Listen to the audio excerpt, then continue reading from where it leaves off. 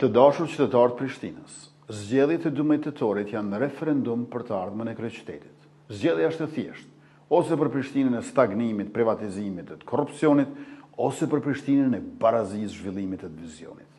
Zgjedhja e duhur është vetëm një, Hajrullah Qeku, njeri i thjesht, i përkushtuar, i ditur, i kulturuar e me rezultatet mëdha. Hajra është profesionist i vërtet.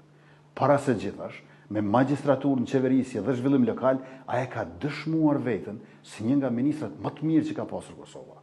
E mbi të gjitha është vizionar.